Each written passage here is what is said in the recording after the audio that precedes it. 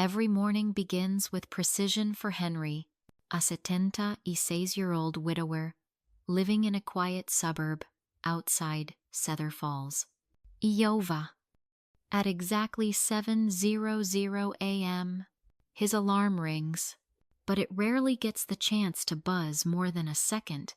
Henry's already awake, a habit born from decades of shared mornings with his late wife, Charlotte. Although she passed away nearly a decade ago, his routines remain untouched, like monuments to their time together. His bedroom is immaculate. He makes the bed immediately, smoothing the comforter with 3 practiced sweeps. His slippers, aligned perfectly by the right nightstand, are always facing outward. In the bathroom, he performs a meticulous sequence of 19 grooming tasks, from brushing his teeth for exactly 3 minutes to shaving with a straight razor, a dying ritual he finds both meditative and grounding. By 8:00 a.m., Henry is dressed in his usual uniform crisp white shirt, navy cardigan, gray trousers, with a crease sharp enough to cut paper. Even on warm days, the cardigan stays on. "You look like a man from a black and white film," the young clerk at the pharmacy once joked. To Henry, it was the highest compliment. After all, in his era, dignity lived in the details. Friday evening arrived with an eerie quietness that made Henry uneasy. Despite his daughter, Amelia's insistence that he not bother cleaning, Henry had spent 2 full days scrubbing every inch of the house. The wooden floors gleamed, the curtains had been washed and ironed, and not a speck of dust dared linger on any shelf. There was a comfort in order, a sense of control amidst the slow erosion of time. At 6:20 p.m., the silver SUV rolled into the driveway early. As always, Amelia stepped out first, holding a canvas bag full of groceries, followed by her husband, Caleb, cradling a bottle of red wine, like it was a prize trophy. Henry opened the door before they could knock.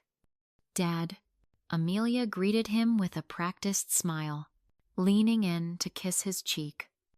Her perfume, expensive and overpowering, lingered. "It smells so clean in here. You didn't hire anyone, did you?" "No," Henry replied flatly, still capable of using a mop. Caleb offered a firm handshake. "Brought something special," he said, lifting the bottle. "French." Henry simply nodded and stepped aside. As they entered, Amelia's eyes darted around the room, inspecting. Henry could almost hear her thoughts ticking. She always noticed things: cracks in the wallpaper, faded rugs, unwatered plants. And then, right on cue, "Dad, this sweater's fraying at the elbows.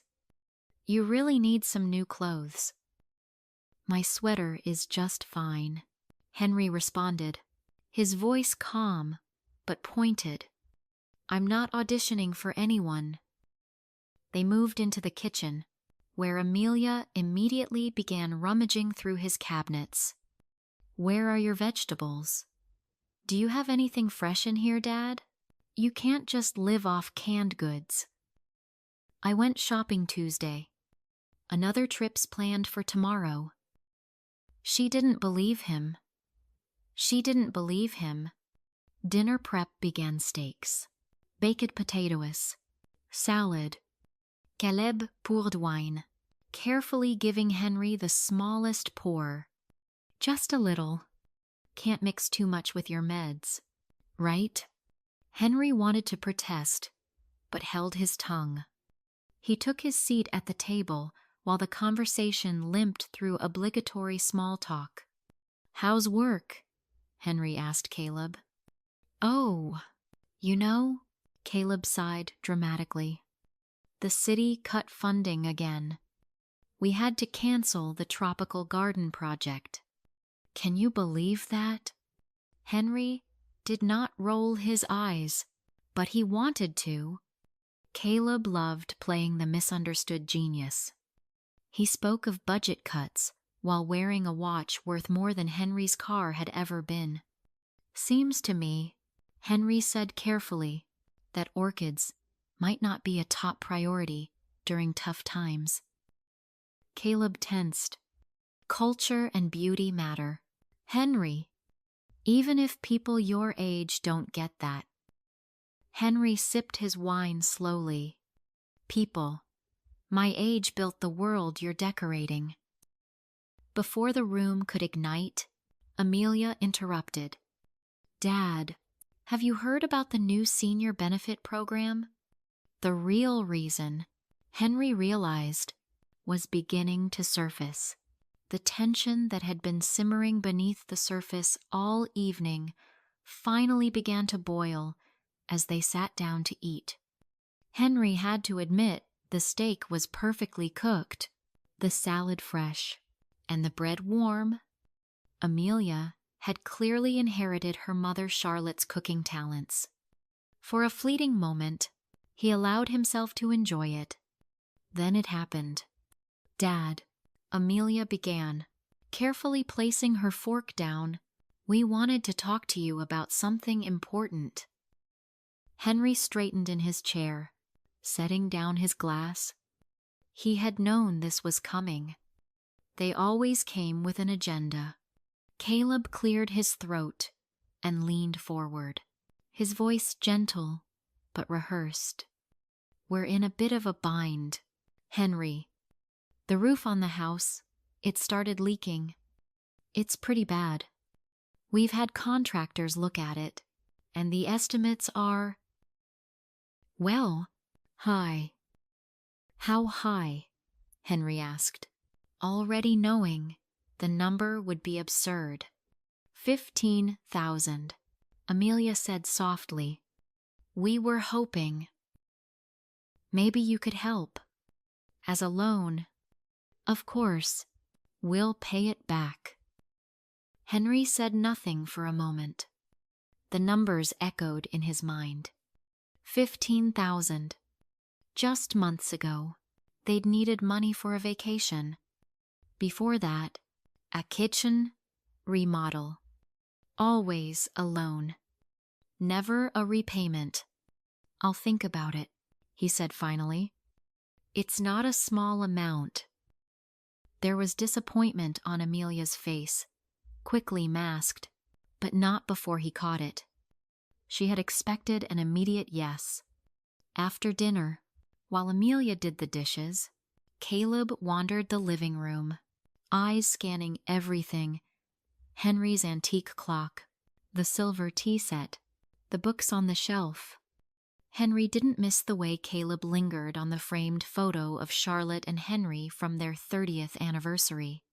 Later, in the living room, as coffee was served and cookies unwrapped, the conversation took a darker turn.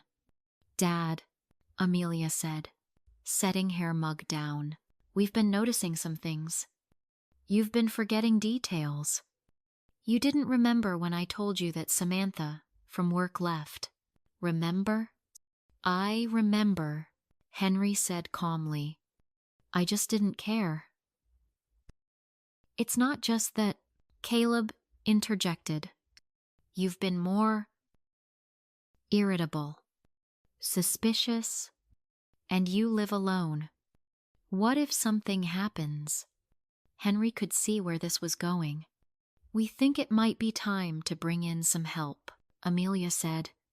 Someone who could help manage your medications, your bills, your appointments. A guardian? Henry asked sharply. No, she said too quickly. Not exactly. Just someone to assist. Henry stood, his face hardening. I don't need a babysitter. Caleb's tone changed colder, firmer. Henry, This isn't about control. It's about your safety. And frankly, it's becoming difficult to ignore the signs. Henry's voice was a low growl. The only thing difficult to ignore is the way you both look at me as a burden. Or worse, a bank? Amelia stood too, her voice rising. We're trying to help, Dad. Why do you always have to be so suspicious? Because, Henry said, narrowing his eyes, I know exactly what you're planning. Henry didn't raise his voice. He didn't have to. His stillness, his cold stare across the room, was louder than any outburst. I know what you said, he repeated, his voice flat. When you thought I couldn't hear, when you whispered in the kitchen. Amelia froze. Caleb's mouth opened slightly, then closed again, like a fish gasping for air. You forget, Henry said, that after nearly 4 decades, as a court stenographer, I learned to read lips. The color drained from Amelia's face. Caleb took a defensive step forward. This is ridiculous. No, Henry replied calmly. What's ridiculous is standing in my house, sipping my coffee, and planning how to take control of my home and finances under the pretense of concern. You misunderstood, Amelia began, but Henry cut her off. No, I understood perfectly. Don't beg him. If he won't give us the money, we'll get guardianship and take over the house. That's what you said. Caleb, shall I continue? Neither of them spoke. Henry could see it in their eyes.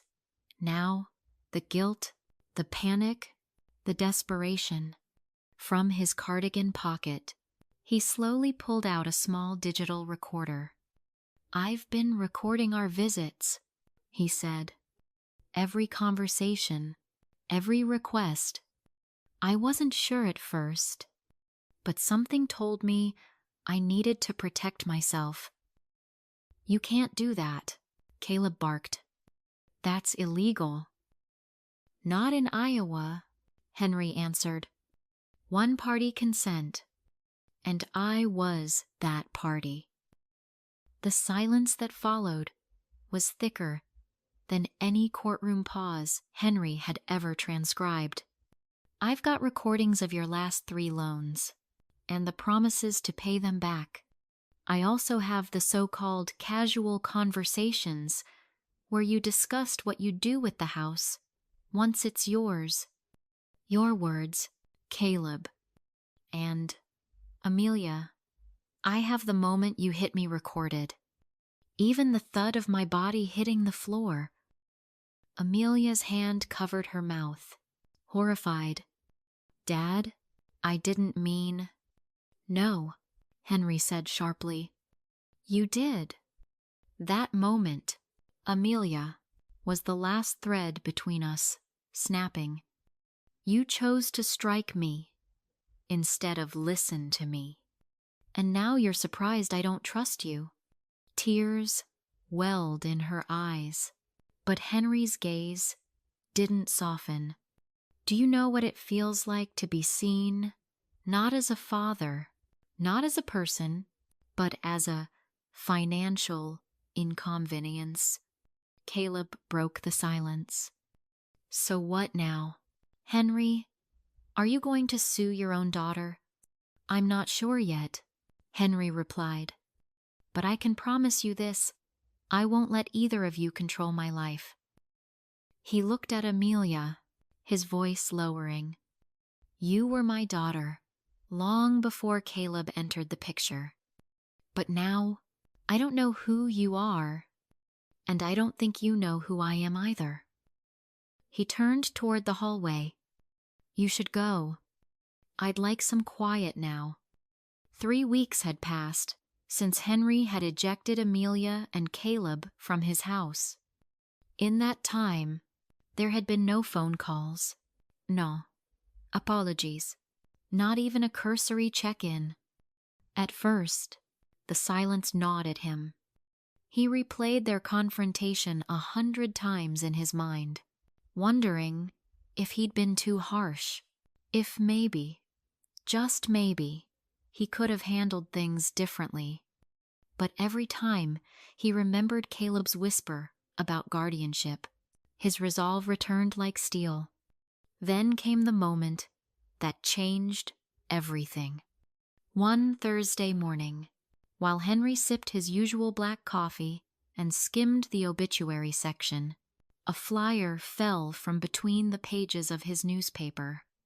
It was from the Cedar Falls Community Center, seeking volunteer instructors for Senior Creative Writing Circle. Share your story. Help others find theirs. At first, Henry scoffed. He wasn't a teacher. He was a stenographer. He had spent nearly 4 decades recording the words of others, not crafting his own. What could he possibly teach? But the flyer stayed on his kitchen table for days, untouched, yet not discarded. And slowly, it began to tug at something inside him, a thought he'd buried long ago. You've listened to everyone else's story. When will you tell your own? That Saturday, Henry walked to the community center. The receptionist, a bright-eyed woman named Zoe, greeted him with surprise.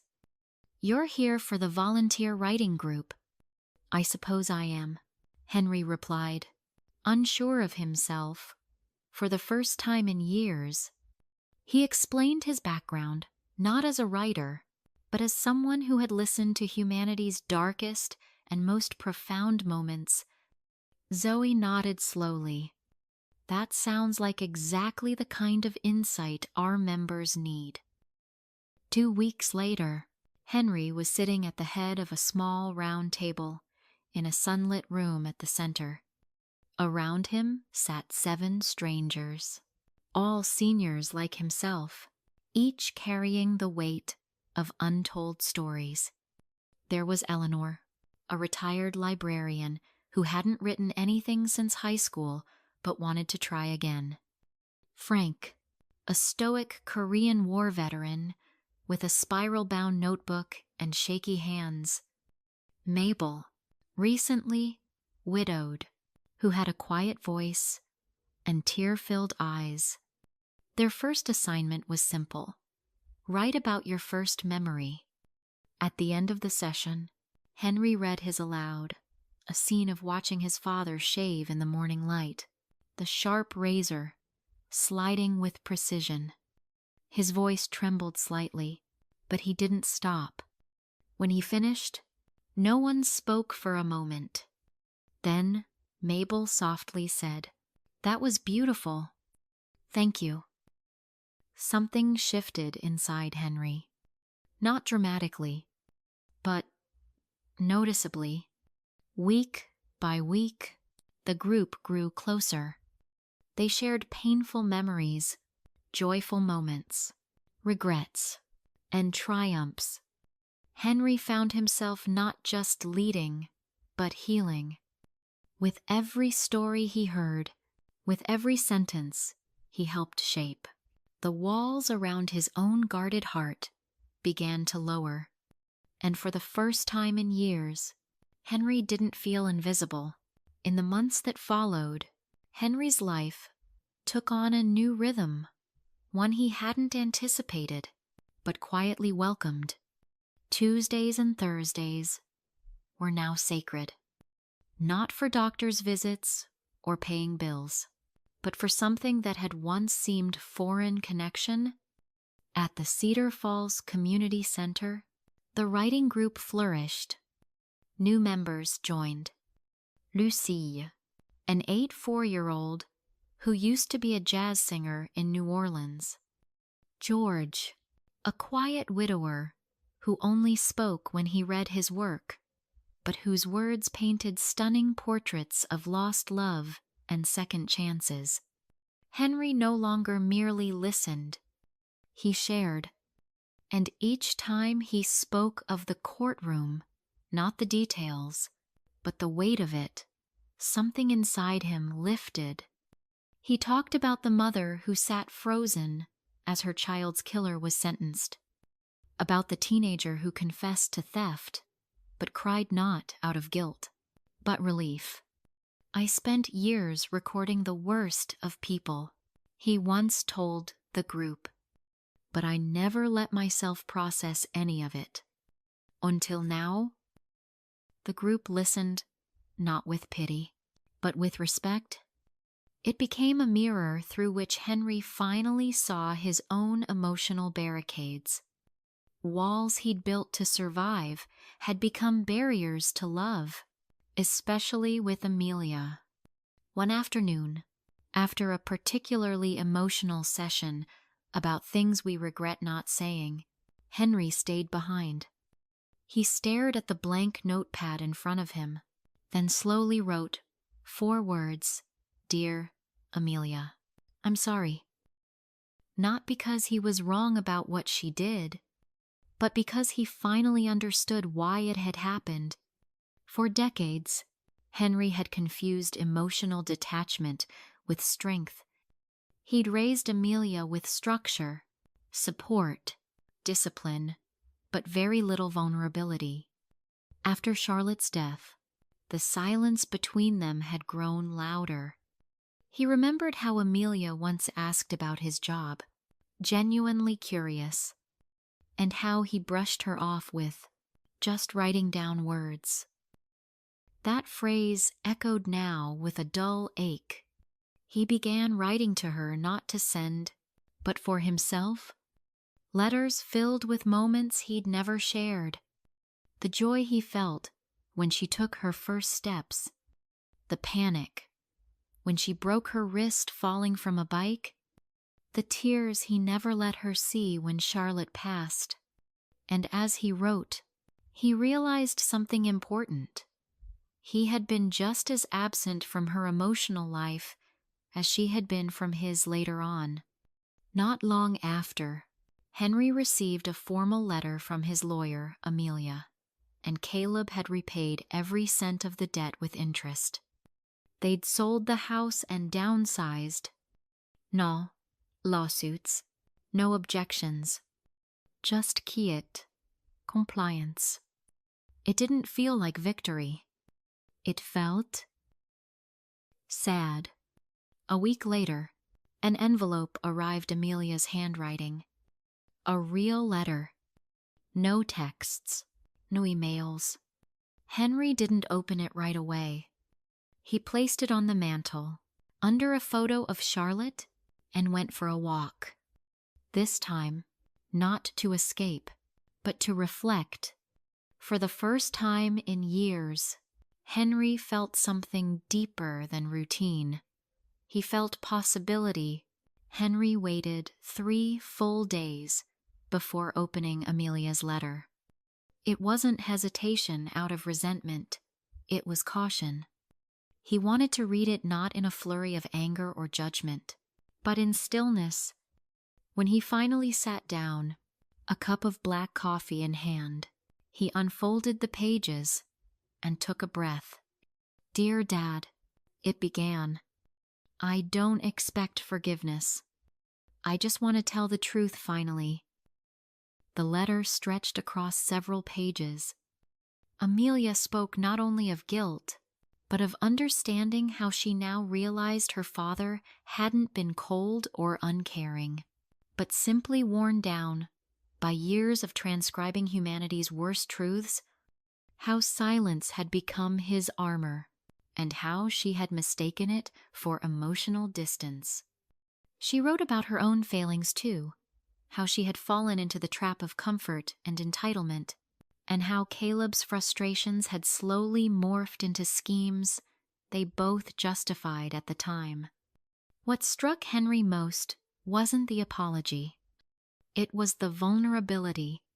For the first time in decades, Amelia wasn't talking like a responsible daughter or a guarded adult. She was speaking like a human being, flawed, scared, trying to find her way back. Henry folded the letter carefully and placed it in the drawer beneath the framed photo of Charlotte. Then he did something unexpected. He stood up, pulled out his suitcase, and packed. Not much, just a few shirts, pants, a worn novel, his heart medication, and his father's old wristwatch. Then he walked into town and bought a one-way train ticket to Oakfield, the small rural town where he had grown up and left behind more than 50 years earlier. He didn't tell anyone, not because he wanted to disappear, but because this trip wasn't for them. It was for him. Henry sat by the train window as the suburban sprawl gave way to farmland. He thought of the boy he had once been wide-eyed, hopeful, with calloused hands and dreams that didn't involve courtroom transcripts. Somewhere between Oakfield and Cedar Falls, that boy had been buried under layers of routine, caution, and unspoken grief. And now, in his 76th year, Henry wasn't looking for closure. He was looking for rediscovery. When he arrived in Oakfield, the town had changed. New buildings, unfamiliar streets, younger faces. But the cemetery was the same. There, beneath a weathered headstone, lay his parents. Henry knelt quietly, whispering a soft hello and letting the wind carry away years of silence. For the next week, Henry walked the town's streets like a visitor and a ghost. He visited the bakery his mother used to take him to. Saturday on the bench outside the old hardware store. Watched school kids race their bikes down the same hills he once braved with scraped knees. Something inside began to settle, not with finality, but with peace. He hadn't rewritten history. He hadn't mended every broken bond, but he had chosen to keep going, to speak, to share, to live, even in solitude. And that, he thought, was a kind of freedom. Henry's story teaches us a powerful, uncomfortable truth. Even the closest relationships can erode silently when built on unspoken expectations and emotional distance. For decades, Henry thought he was protecting himself and his family by maintaining order and stoicism. But in shielding himself from pain, he also blocked love, connection, and vulnerability. Amelia, in turn, mistook his silence for indifference. Her choices manipulative, even cruel, didn't happen in a vacuum. They were shaped by years of emotional starvation. In the end, it wasn't money or power that broke them apart. It was decades of missed conversations and misunderstood intentions. This story isn't just about betrayal. It's about realization. The hardest part of aging isn't physical decline. It's watching your life narrow, your relationships harden, and your legacy blur. But Henry chose a different path. He chose self-reflection over bitterness, and that's what made all the difference.